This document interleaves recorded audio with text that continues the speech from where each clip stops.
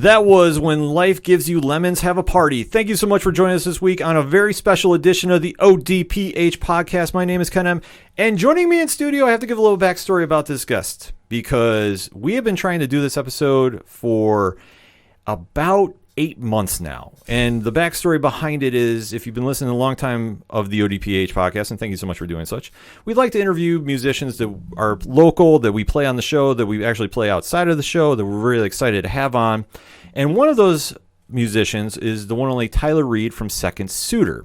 And when Tyler came in, he was going on tour in the beginning of the year around February, March, and he was bringing along one gentleman with him. And he was really hyping up about a show that he was playing on Valentine's Day. It was a very, very great show, by the way. So I went down to attend it. I actually ran into Tom and Jim from Floodlands. Shout out to those guys. And right at the start of the show, the opening act kicked in. And I hate saying opening act because he was a damn headliner, him and his band. Absolutely blown away by the performance. One of the best live shows I have seen. And the minute it got done, Tom from Floodlands goes, "Do you know Tom Jolu?" And I said, "I've never met him." He goes, "You do now." Literally grabbed me as Tom just got off stage, and he goes, "Tom, Ken, Tom. He does a podcast. He does great music. Make it happen."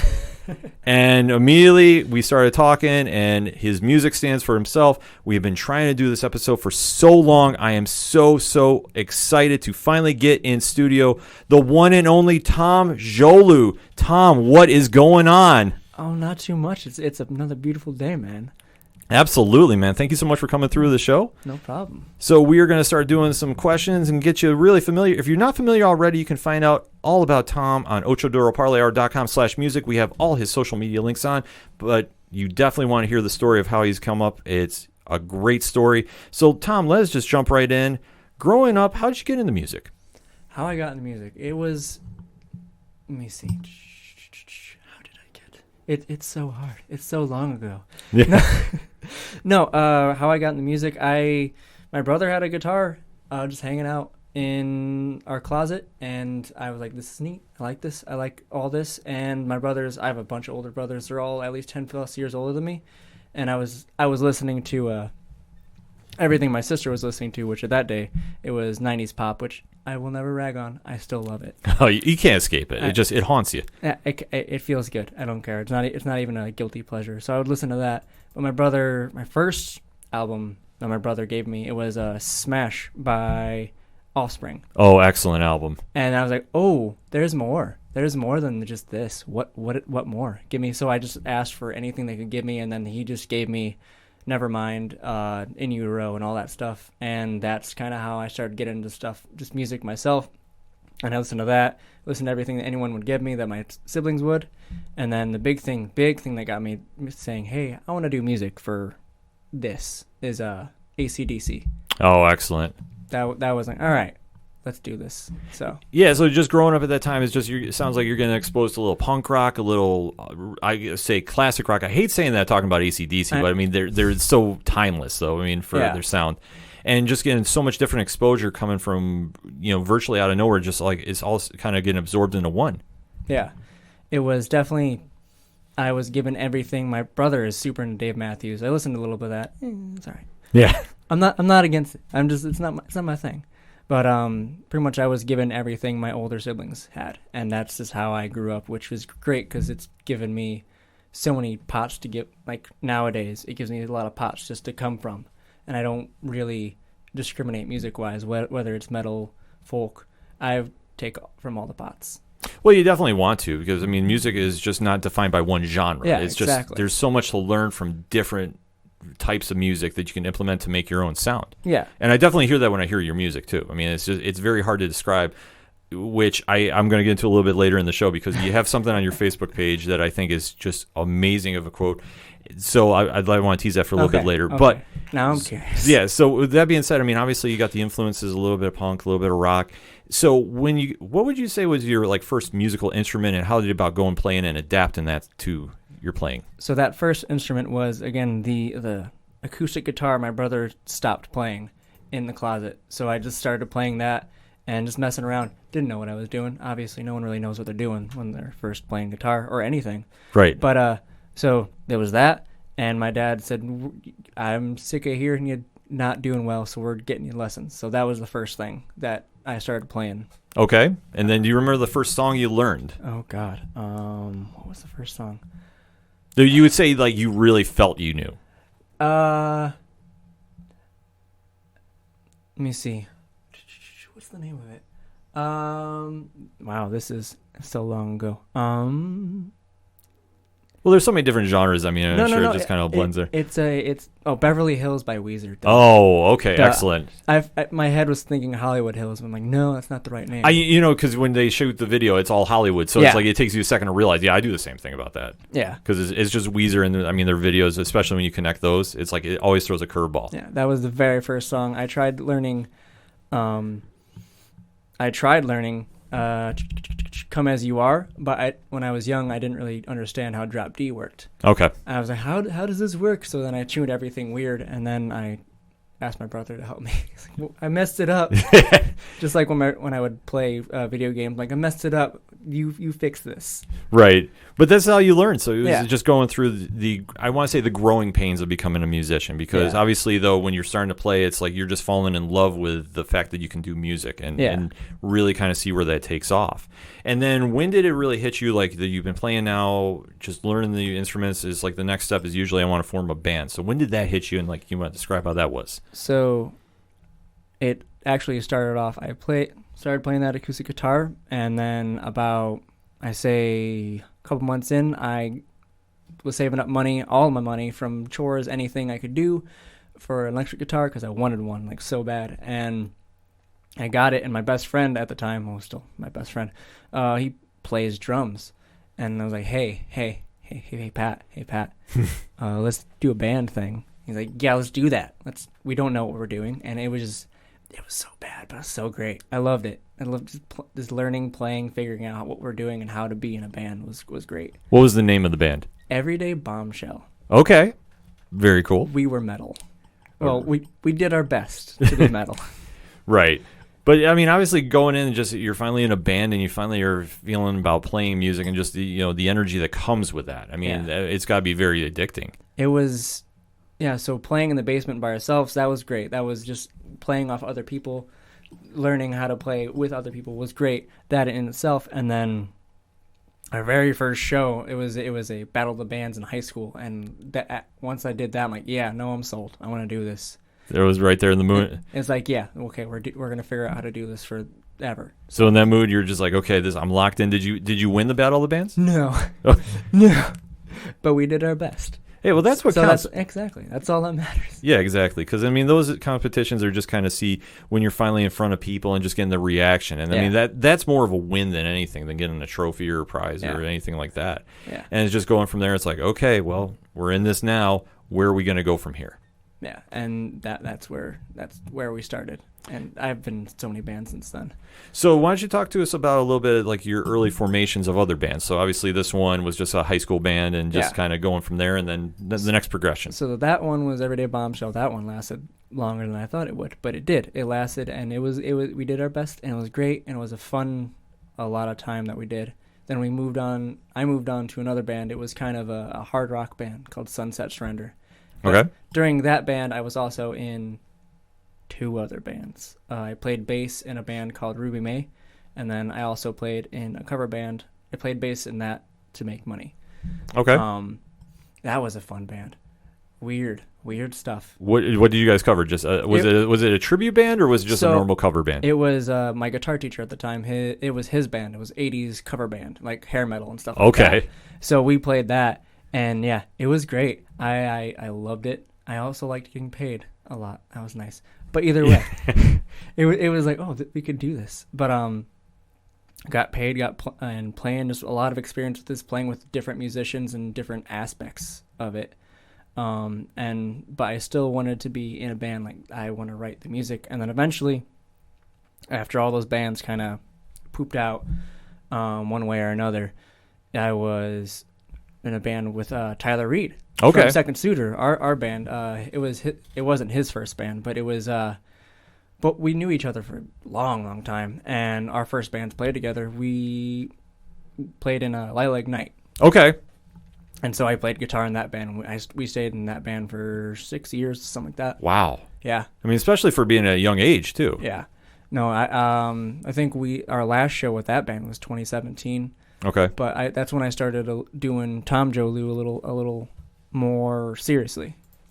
Right, because at that point you're starting to kind of just grow your musical wings. I mean, obviously you've been in a couple bands as you touched upon, and each one adds something different to the repertoire. Yeah. So it's almost at that point you're like, okay, well, I like doing this, I like doing that, I like doing some other things, but now I feel that I really want to step out and really carve my own niche, so to speak. Yeah. And then obviously doing Lilac Night for 6 years, as you said, which that's just so impressive too.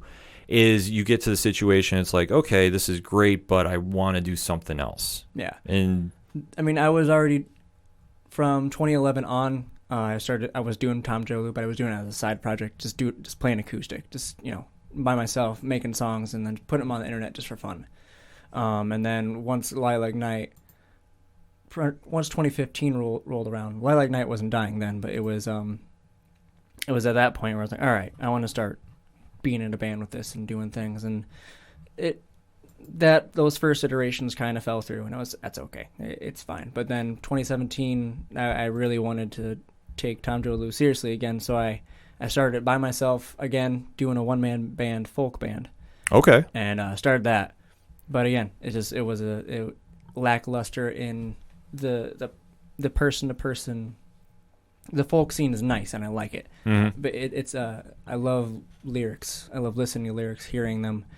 But I wanted that visceral, cathartic experience that you get in a rock band. So that's when I started doing Tom Jolu again as a full band. So it's almost like a sense that you test it out and you really like it, but you're not exactly sure what direction you want to go in. So It's like you kind of go, okay, well, let me try this as a side project. But the more you start dabbling into that, the more you start feeling more, I don't want to say ownership of it, but it's almost it is, because when you go and it's so much pure and from yourself that you really are like, okay, this is what I really feel. This is my music, and this is what I really am feeling, more so than what I'm collaborating with, even though that is my music. Yeah. It's just a matter of, okay, but this is more me, and this is more the reflection I want to give out to the world. Yeah. All right, that makes perfect sense to me. And then obviously you said you're very big into folk and the songwriting aspect. Like, what do you think gravitates you towards that? Well, I'm a sad man. Yeah. Really? No, I really gravitate towards sad songs. Those are something that can make you feel. Like you can feel in the pit of your stomach, wow, just whatever the person's feeling, and you can that in songwriting. That is something that really makes me gravitate towards it. But really anything, I don't just see it in folk. I see it in there's a hardcore band I love. Every Time I Die, their lyric. Keith is an amazing lyricist, and it's. Again, it's a visceral. You can feel it. You can feel his anger, his pain, his anguish, and you can feel it coming. That's what I kind of gravitate towards. So that's what gravitated me towards folk in general, because you can they slow it down, and if you're not really paying attention, you hear what they're saying, because the music is so sparse. Okay. So no, that makes perfect sense. So at this point, though, to recap the timeline, so you've been doing Lilac Night now. It's 2017. So this is like where you're really kind of making the transition into Tom Jolu, the artist, and really kind of starting off the acoustic set. So why don't you kind of guide us through where it happens next? So I was doing the folk for a bit. I did a tour with Second Suitor when we were both just solo projects. We did not cross country. We were trying for cross country, but we couldn't get anything in Cali. So we started from Minnesota and just went east, and we did a couple tours. I did a tour by myself, and I did that, and just as myself as a one-man folk band, and it was nice. I loved it, but again, it was just not what I was feeling. Like I felt I needed more, and but I was doing that. I did the one EP, and then I did Jonah, and that again was by myself. It felt good, but there was so much instrumentation in the album you've heard. Yes. So I was just missing that. Yes, because at this point, too, you've already released a couple EPs out, Hypocrite in June of 2013. Oh, wow, yeah, I forgot about that one. And Josephine in 2015. Yeah. And then what are you striving for in 2017, but then Call Me Jonah was your album that I would really say, just as a listener, that I think that really kind of broke you through. Like you can really hear the growth on that album and just where the direction and change has been. Which I'm not saying in a negative sense by any means, but just the evolution of an artist. Like you can actually hear that from when you go through the progressions of this. Yeah. And to see where it is at this point, too, I think is a great way to take a segue, because we're going to actually go play another Tom Jolu song. So definitely hit up on the hashtag Tom Jolu. Let's just put that out there and make some noise with that, because this is one of my favorite songs off Call Me Jonah. It is called Sideshow. You are listening to the ODPH featuring Tom Jolu.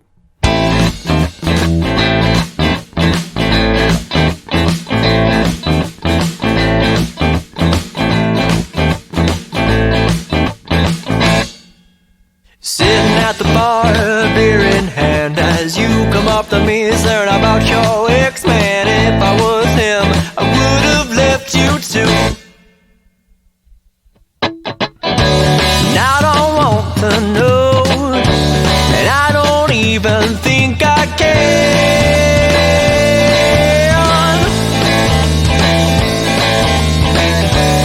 I don't want to know, and I don't want to know. Your mouth keeps moving and you don't make a sound.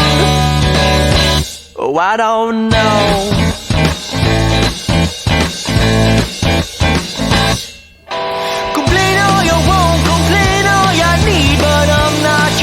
Not your friend indeed. I told you once about the time, not the charm, but you keep on hanging on my arm. I don't want to know, I don't even think I care. No, no, no, I don't want to know, I don't want to know. Your mouth keeps moving and you don't make a sound. Whoa, when life gets hard, you sit and think, and then you drink it all away. Say I'm nothing like my dad. Your life ain't hard, you just keep making muscle every single day. You're not edgy, you're just sad. Let her go.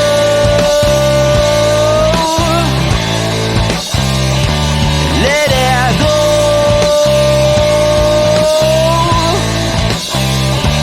Let her go.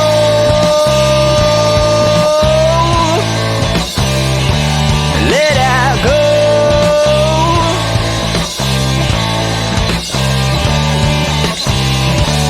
I don't want to know, I don't even think I care. No, no, no, I don't want to know, I don't want to know. Your mouth keeps moving and you don't make a sound.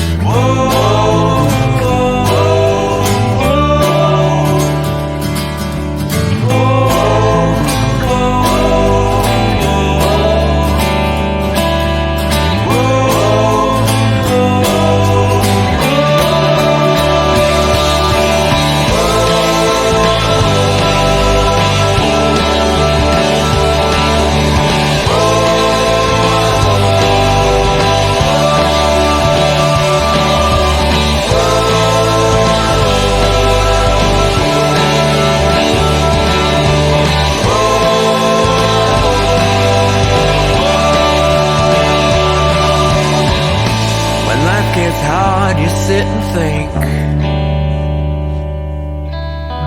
and then you drink it all away. When life gets hard, you sit and then you drink it all away. Say you're nothing like my dad. Your life ain't hard, you just keep making monsters every single day. You're not edgy, you're just sad. Let her go.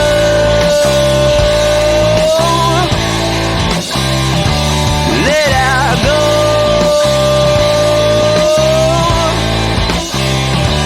Let it go.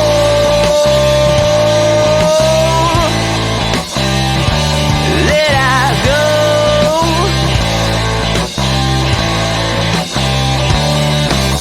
That was Sideshow from Call Me Jonah by the one and only Tom Jolu. You are listening to a special edition of the ODPH podcast with Tom Jolu in studio. So last segment we were talking about his early upbringing in music and kind of what gravitated him towards the artist that he is now. So at this time period, we are at where Call Me Jonah came out in 2018. So why don't you take us from here to where we are now? All right, so Call Me Jonah, that was a fun album, but that was the very last album I did completely by myself. Yeah, actually, there's a fun story, and it's not really fun. It's more or less, so it was, I loved doing that album. I was almost done. We were at the last little bit. That was the first album, actually, I had Phil in it. Phil, the saxophone player in the full band. I had him play for False Prophet. And so that same day, it was the guy I was recording with, Mark, wonderful guy, but he lives in the middle of nowhere, and my car, well, it bit the dust. There was a lot of ice on the road. Geez. Well, they're living in the Northeast. Yeah, we're used to this, but yeah, it was because it wasn't even a hard bump. It was just you're going, okay, cool, awesome, going 15 miles an hour, just trying to go slow, just trying to get there, make a turn, can't make a turn, realize you're going straight. It's like, all right, well, then I just saw I'm going 15 miles an hour. I saw the pole, I'm like, we're gonna hit it, and it's fine. So, but hit it, and then I was like, whatever. Guy towed my car. And I'm like, all right, we got to go to the session. We got to finish the session up. oh, jeez. But that's dedication, though. Yeah, but that was we finished. What was the song? We finished "Let It Go" on that session, and that was like the last of the bit of the whole album. That's crazy. But that's an easy way to kind of tie up the album too. I mean, just how much dedication you were, especially at that time. I mean, coming off an ice storm, which, like I say, unless you live in the Northeast of the United States, you really don't know how severe these things are. Yeah. And these are absolutely wild times with that. Yeah, but so pretty much from then I did Call Me Jonah, and then I just that was a little bit of a whirlwind of a year, because stuff started getting weird financially for me, because I was working a lot.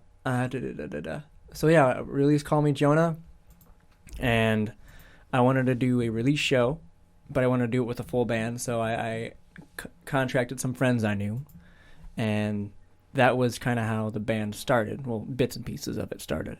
So when you start contracted friends, you want to mention of like who comprised the band? Yeah. So the guitarist, the original guitarist was James, the guitarist that we have now for Tom Jolu. Tyler Reed from Second Suitor, he played bass. The guy who engineered and produced everything, he also was a drummer. So I had him play drums for that album, for that release, and let me see who else. So it was me, Oh, and it was just me. So it was just us four, and we just did the whole thing. And I realized after that show, I missed, like it hit me in the gut how much I missed playing as a full band. So, but I set that aside for a bit. So you set it aside, even though you kind of got the little taste again too, because yeah. Obviously you've been doing now for a couple of years, if I'm doing my math right, about just doing the solo acoustic bit, yeah, and really kind of honing your own voice. And then it's once you start getting other musicians involved, you're kind of like, wait, this sounds so much better with this. It's still me, but I can definitely hear where like this would sound like so much, more of a reflection of what I'm trying to do with it. Yeah. So that's how that started, and then eventually during that summer, I just kind of said, okay, I want to do a full band. So that's when I started looking for people, looking for friends, looking for someone to join the band. So that's what I did. So James, I had him come back on, and he was more than willing to come on. And that's James Pilipovic. James Pilipovic. Okay. He plays guitar, and he's a wonderful man. Also, great cook. Really? Interesting. Yes, he makes... Okay, I know he makes things that are better than chili. But also, he makes amazing chili. Really? Yeah. That's awesome. I'm a big chili fan, Yeah. so and especially this time of year, bring it on. Oh, yeah, no, it's getting cold, so I'm like, oh, James is going to make some chili soon. Because we practice at his house. I'm like, come on, waiting for the chili. Right on. So we had him, and then went through a couple bassists, but eventually we found Connor. We found Connor Mitchell. Okay. I was working at the mall at a watch. Okay. What's At a watch place? watch place? Yeah, I was working at a watch place. We'll go with that. And he played in bands in the area, and we played, and he's like, hey, that band just broke up. I'm like, hey, I'm looking for a bassist. What's up? So it's like just, it just happened. It was a very serendipitous moment. right on. Yeah. I mean, but sometimes that's the best way it happens, and it feels so much more organic. Yeah. No, it was great. And then he came on, and he wasn't the original second member, but eventually I found him. Yeah, we'll go with him. And then we'll go Matt Ebers. He plays drums, and he is a wizard. He doesn't just look like a wizard. He is a wizard. All right. But found him. He expressed the want to play drums because he did a what was it? It was a YouTube series for a bit. It was a True Folk TV. Okay. And I was doing folk at the time, and he's like, "Hey, I'm a drummer. If you ever want to do a full band at some point, what's up?" So it just kind of seems like at this point, everything's just fallen into place, that you're just having, okay, now that I'm fully committed to doing a full band, I'm getting musicians that are just flocking to me, kind of like a weird, It was a weird thing. It's kind of like your vibe hits your tribe. Yeah. So it's perfect way to put it. Yeah, and we're all just very the same mindset on a lot of things, and we have our weird ways about us, but we click very well as human beings. And then so we did that, and then we started practicing. I had 2 hours worth of material, so they had a lot to learn. So I don't envy them for that task, but also I applaud them so much. Because at this point, too, did you add Phil as a saxophonist? Phil was not in the band yet. Okay. He was going to be. I played in bands with him before. Actually, I was playing off and on in a band. I forgot about this band. But I would play in Animate the Apple. Okay. I'd sit in as a guitarist and just hang out and play guitar, and he was a saxophone player for that band. So me and him, and we went to high school together. We actually played against each other in the Battle of the Bands. Really? Yeah. Oh, that's kind of a weird, tying it all back together. Yeah, it was fun. We've known each other for years, and so eventually we were like, all right, I have 3 songs left over that I didn't use for Call Me Jonah. I want to record these, but I want to record them live. So what we did, we set up a space and with a friend of ours, Michael Micha, from Abandoned Studios in JC. Okay. We're like, hey, let's just record this, and we all those tracks except for Phil and our friend, a trombone player, Justin, is straight up just live, all to a click track live. And this is on the album When Life Gives You Lemons Have a Party? Yep, that's on that EP. Okay, so Phil Hazen, the saxophonist, and Justin Miller, the trombone, are not on this project? They are not full-time members. Okay. But Phil played in all the songs, and so did Justin. Played in 2 of the songs. Okay, just for clarification. Yeah. So is this where, I touched upon this last segment, but is this where the term Parlor City Rock and Roll came? It came along when Drunk Tom came along, and I was like, Parlor City Rock and Roll. That sounds so great. I'm going to write that down. That's amazing. No, because that is a perfect way to describe your sound, too. And like I say, you can kind of really hear it on this, because When Life Gives You Lemons Have a Party is like the album, like you were touching upon, that you've been recording. And you can just hear, especially when the live songs are on there, too. Yeah. Yeah, exactly. Pretty much we try to credit ourselves as a very live band. We are straight up, we prefer playing live and because it's, again, me, everybody else, it's a very visceral feeling. It's you're connecting. I love connecting with people that way because you get them to move, get them to groove. So that's what I like to do. Yeah, and it definitely reflects that in your music, too. Like, one thing I will say is you have such a wide discography of stuff that you can find live versions of a lot of your recorded stuff, too. And you can definitely hear the crowd in it, which I know everybody's like, well, it's a live recording. Of course you could. But you can definitely hear just like how tight you're playing with them and you can definitely feel like you're in the room with them, and just like that kind of different connection. Because it's one thing to hear when you hear a studio version of a song. It's like, yeah, okay, I really connect to that. But it's like when you're there live and you can actually feel it. Yeah. Like you can definitely hear that on your live stuff. Yeah. So. Thank you. Oh, no, absolutely. Because, I mean, that's one thing that you can definitely tell on When Life Gives You Lemons, Have a Party. And I know that you have a good mix of, like, a live song here and some other different versions of the songs. But even, like, when you start going into B is for B's and A is for acoustic. Yeah. Which, I mean, you want to break that down for us? Oh, so those ones pretty much the plan for those was just to release a live album. But, so we had a bunch of, because Matt is really good in the habit of just recording as many of our sets as he can. Mm-hmm. Because we like, again, we're a pretty tight live band, and we have different iterations of all the songs. And we have acoustic versions of rock and roll songs, and we have rock and roll versions of songs that are originally recorded acoustic. So we wanted to showcase those two, and A is for acoustic and B is for B's. The name for B is for B's, I just wanted to call it B is for B's, if we're going to be honest. Yeah, no, that's fair. That's fair enough. I mean, because Yeah. once you see the cover too, it's always cool with like the little like kid letters. Yeah. I always think that's so clever about that. But those are rumors, and there's going to be more. It's not just like those two. We're going to record a lot of. We have a bunch of live recorded songs that aren't even on those, and they're going to be on everything else. So you'll see those in the future, but we're going to release an album before that. That's very cool. So let us just jump into another Tom Jolu song. Now, since we're talking live music, I was actually going to play the song at the end of the show because I think it's so amazing to hear live, but I can't even wait. No pun intended, because the song is called Wait, and it is off the album B for B's. So, Tom, why don't you give us a little background about this? The background of this song is it's not a Tom Jolu song originally. Oh, okay. It's so one of the bands I was mentioning before, band I love being in. I love playing in it. Ruby May. So I played bass in that band, and I made the music for. At the later part of that band, I started making a lot of the music, and the singer wrote all the lyrics. So this song was actually half written by me. So I wrote the music for it initially, and then a good friend of mine, Adrian Todoroff, wrote the lyrics. So this is that's Wait for me. And you're going to hear it now live on the ODPH podcast featuring Tom Jolu.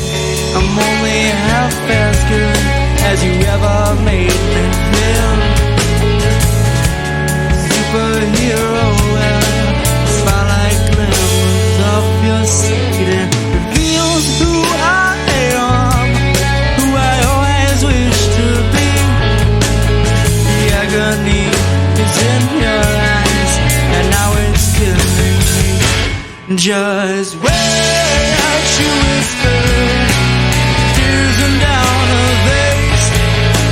I love you, God, I hate you, but these things we can't replace. Just stay, she screamed as you're packing up to leave.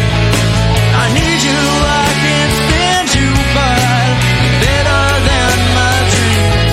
Just wait.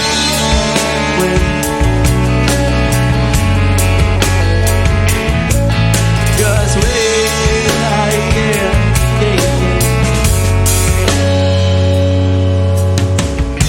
I'm not one to pacify with words or with swords, and I refuse to wait on measure the damage or the cause. So close your eyes and count to 10. Pray that when you open them, I'll be there in the end. Just wait, she whispered, tears are down her face. I love you, God, I hate you, but these things we can't replace. Just stay, I screamed as you're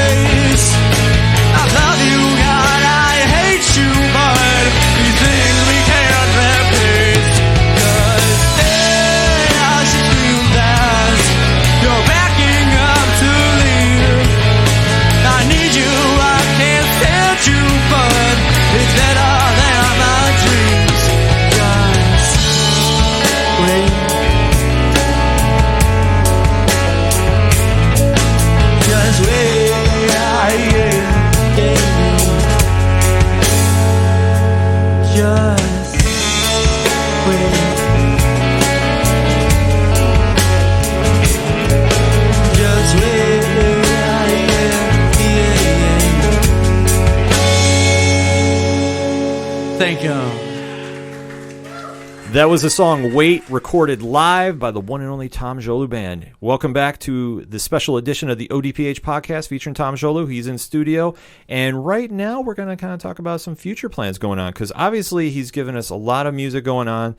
A is for acoustic, B is for Bees. This came out at the end of 2019. So obviously this year has been a little interesting with everything going on. So you are working on some new music. We are. So why don't you describe the songwriting process? So the songwriting process it's a little different than what I usually do. I usually just write the whole thing by myself, but since, I have a full band, we're all together, we're all writing, creating together. We've been writing since probably halfway through 2019. We were writing, and the process now is I like to do this because everyone's amazing. Connor plays bass the way I've never seen anyone play bass. Like he's an amazing bassist. Matt accents everything you don't even think he accents. You're like, oh wait, here's a little thing I do that I only think I'm paying attention to. Nope, he does it. James is amazing what he does. They're all Phil. Oh, and then Phil. Okay, so we didn't talk about Phil getting added, but no, by all means, take it. So here, again, another time where Drunk Tom was there, but me and him, we played in bands together, like I've said before, and I was like, dude. Because he would always sit in on a few songs here and there. I was like, dude, let's be in a band together. So he was like, yeah, let's do this. So we did it. And so he joined the band halfway through the year and started learning our songs, doing everything together. He accents everything. So Phil and James always play off each other because Phil is mainly, he does backing vocals here and there, but he mainly, obviously, sax is a lead instrument. You can't really do too much.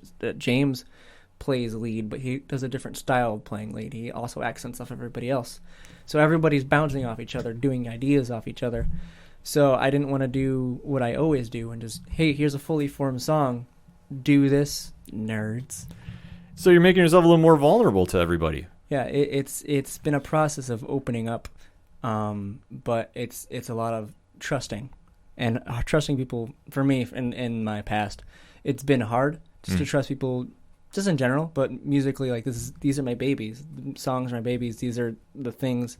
But I realize that everybody is far better than I could ever imagine.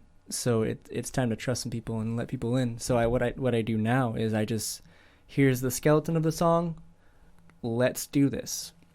So with that all being said, do you notice like a change in growth or a change in energy with it? There's a definite change in energy. So my lyrics were still are a little bit generally sad, and that's okay. This is my vent. This is whatever. Yeah. I'm happy, smiley guy for the most part, but this is my vent. This is how I get everything out. But everything now, there are some songs that are serious, sad, whatever. But there's that light at the end of the tunnel that wasn't there before, just because I have great friends and musicians that I'm with, and like it's a support system, and it's definitely more of a positive note on things than before, where it was just, hey, I'm real sad. Yeah. Well, I mean, you have that energy to balance off. I mean, it's just when you have more people gravitate, and it's one thing to have the right people around. Yeah. And you can see just how things change in an instant. Yeah. And that's something that I can only imagine as a songwriter, because it's so much of yourself. And, when you're very true to yourself and very true to the emotions you're going through and you're writing, to let that vulnerability happen, you really have to have those people that can nurture it and really develop it too. Yeah. And obviously you have it with the band now. And can you describe a little bit about like when we might be hearing some new Tom Jolu coming out? So the first goal before COVID was summer. Okay. But that didn't happen, obvious reasons. Everybody in the band kind of had we're all creative humans, but the weight of everything kind of just hit us, and we were all on a dead stop. The recording was done. The principal recording was done. Okay. We did the whole thing in a matter of a day. The principal recording of the whole song, of the whole album, was done. But we were, kind of stuck. Everything was stuck. Okay. You said stuck a couple times. It's okay. But no, it's perfectly easy way to describe this year, and just when everybody has plans. That's a nice way to put it. The plan was to get it done late June and then tour all summer, but that didn't happen, and that's okay. The plan now because we're pretty close to done. Is probably January. Okay. Early January, but if everything goes as planned, the single should be coming out December-ish, hopefully. Very nice. And I know you've been teasing a little bit of new music on your streaming that you've been doing. Yes. So you want to break down Tom Jolu Tuesdays? So Tom Joe Tuesdays is kind of, it started during COVID. It started, I wanted to do just some sort of event because I play a lot. I would play at least 3 times a week. Mm-hmm. Even if it was like open mic or other live events, I would just, it's a good way to vent all the things that were coming up inside. And it's always been my catharsis. So I would do that once a week just for fun, and then so I stopped doing that for a while because life got a little hard, but that's okay. No, absolutely. So, but then I just decided, no, I want to keep doing that. I want to do that again because it's good catharsis. It's good. I guess, I don't know, not content. I'm not in the game for content, but at the same time, it's like, it's good for people to know. It's like, hey, this is what we're doing. Here's me teasing things. Here's me talking to you guys. I want to be friends with you. I want to hang out with you. And here's me. Here's us. And it's not full band, but we're going to do once a month live. Oh, that's very cool. Full band deal. Yeah, because the one thing now, I mean, I know a lot more musicians are doing it is they're doing the streaming events. Yeah. And obviously that's got to be such a therapeutic release because you're so used to going out and seeing people and playing and getting that adrenaline rush from just being out there and that energy. To do it online, it's still a relief for a lot of people watching. Like I know myself included, it's an escape from everything going on because obviously, like we said, and I don't want to dwell on 2020, but it is what it is with everything going on with COVID being shut down and such. It is just such an escape to go there, and when you're hearing that music, you can definitely relate and get a little break into the action. I mean, obviously, what you're doing on there, I think is brilliant, and I think it's a new venue to get out because you get to reach more people than you would. The intimacy that you don't have at a show, you now are giving to a global audience. Yeah. So, I mean, that's just got to be a tremendous feeling for that. It does feel good, especially, and now, I mean, I started up again, but even when I was doing it, was here and there, people would be like, hey, dude, I really look forward to this, man, thanks. And, like, I get this now that I started back up, it's like, hey, man, thanks for starting to back up. I really appreciate this. This is kind of like a little sunshine in my day, so I appreciate it. Oh, absolutely. So I'm like, frick, oh, man, why did I stop? Well, it's just a lot of things going on in the world that you just don't realize like it's having that much of an effect on people. Yeah. Like I know just like I personal experience with you is DMG-a-thon and just the feedback we got from your playing and people were like, who is this? Oh my, and like it was such a relief for them, for a lot of our Twitch subscribers that they were like, okay, I needed something for a Saturday night and it was perfect music for it. Yeah. So it's just kind of venting that audience and then growing that to now people are hopefully tuning in and following you on there and seeing what you're doing next. And obviously the anticipation for the new project is going to be definitely building up. And like I said, you've teased a little bit about it on the streams, which I mean, everything. And no, Tom is not paying me to say this. It sounds amazing. So you definitely want to make sure you're locked and loaded in for everything going on with Tom Jolu coming up in the next year. And where we go from here is anybody's guess. Yeah, that's definitely we got a new album, and since we're in this digital age, we don't know when we're going to start, being able to play live again. So I had this idea that I've been kicking around, and I've seen other bands, seen other artists do it. Actually, a band that I'm part of it right now. Not me myself, but it's essentially an album experience. It's a Basic Printer. They're great. He's a great guy. Okay. He was local, and now he lives in Tennessee. Great guy. But it's essentially, here's the album, right? It's like, instead of just listening to it, here's this 45 minutes, 35 minutes of a thing. It's playing it open and seeing, this is a gruesome imagery, but seeing the guts of it, seeing why this song was done the way it was, what the lyrics, what it means to them, and especially since this new album that we're making is a concept album. Okay, it's kind of perfect for it. So, that's such a unique concept. No pun intended. So I've seen other people do that, so I think that's what we're gonna do with this new release. It's very much in the baby stages, trying to figure out the digital infrastructure. I am learning so much. Also so frustrated, but also so much learning. I love it. There's a ton of stuff to learn. Like I know just from personal experience, like right now it's just learning how to do recordings and streaming and all that.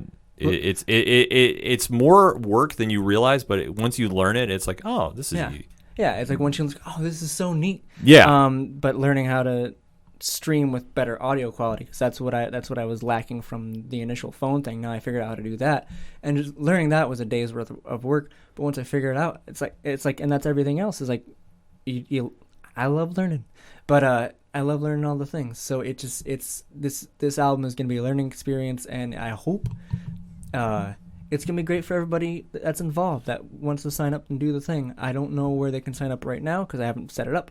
Everything. I'm still working on my infrastructure, guys. Well, it'll happen. Well, the best place, I think, for anybody to go check is tomjolu.bandcamp.com. Yes. Because your whole discography is there. Yeah, if you wanna know what we sound like just in general, go there. Us. But if you want updates, if you want anything right now, we have a website, but it's down because I'm working on it. But if you want to learn anything about us currently, Facebook, I post pretty much almost every day. You can learn anything you want about us, about me, about anything that you want to hear. Just let me know. Yeah, we will actually have all the social media links for Tom Jolu in the liner notes of this podcast. So if you're not sure, click on there or just head on over to ochoduroparlayhour.com/music. We have a whole section of Tom Jolu stuff up there right now. It's just one click, one-stop shop. You can go there and get all the Tom Jolu band you can handle. And it's a lot of Parlor City rock and roll for your ears. That being said, any final shout-outs before we wrap up this episode? I do have some shout-outs. I'll bring them on. All right. So I have Michael Micha. He made our latest album cover. Okay. So he's great human. If you like what you see, whenever you're gonna see it, go to him. Collage Cuts. Alyssa Micha, his wife, but also amazing photographer. Great, wonderful photography. If you need anything, go to her. Tyler Reed from Second Cedar, just because he's great. I like him. Yeah, Tyler's a good dude. He's great. I miss him. And a good friend of ours, good friend of mine, Josh Torrey. He's a great human. He's always coming to the live events, the live streaming, and just always commenting and being a good human. I'll see you, and I'm gonna play some video games with you and later, eventually. Yeah. All right, but yeah, those are all my shout outs. Fair enough. Tom, thank you so much for joining me on this episode. Oh, absolutely. Anytime. And when you get that new single out, you definitely got to swing back by, and we definitely got to do some promotion for that. Oh, yeah. I'll show you. I'll show you a lot of things. Oh, I'm definitely excited for that. Like I said, the information on how to get a hold of Tom Jolu, and you definitely want to make sure you're following, is all in the liner notes of this podcast episode. And if you're not sure where that is, if you're just streaming this, hey, fear not. ochoduroparlayhour.com/music is where you want to go to find out everything that you need for Tom Jolu. So once again, thank you to Tom Jolu for swinging through. We are going to play another live song by Tom Jolu. The song is called False Prophet. Thank you so much for checking out the ODPH podcast, better known as the Ocho Duro Parlay Hour. My name is Ken M. I will see you next time.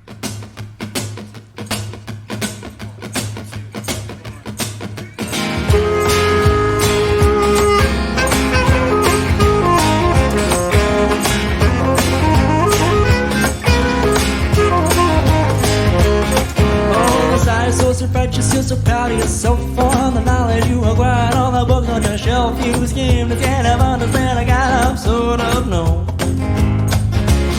Good God forbid anyone puts out a flaw for you. They know nothing and you know it all. So please step aside and run it out when your table leaves you it all.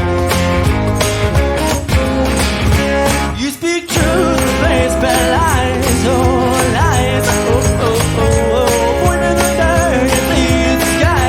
So alright, so took your man the other road and won't.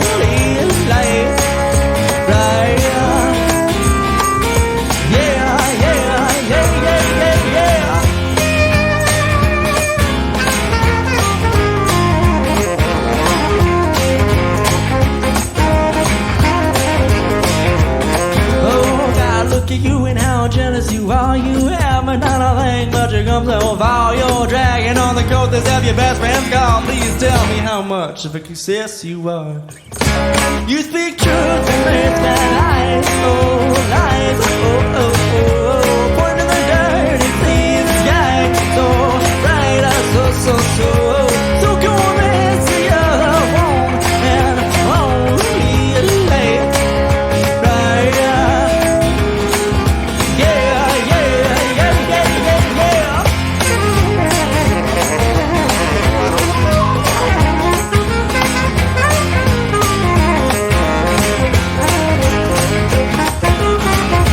You speak truth and there's been lies, oh, lies, oh, oh, oh.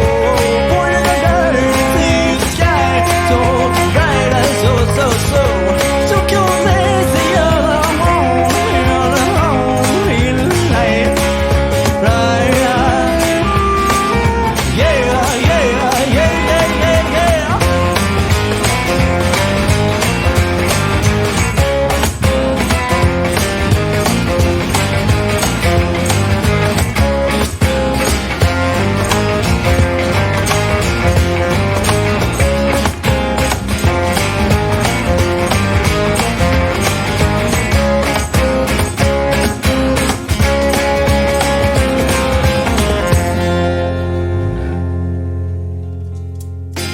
Yeah. Thank you.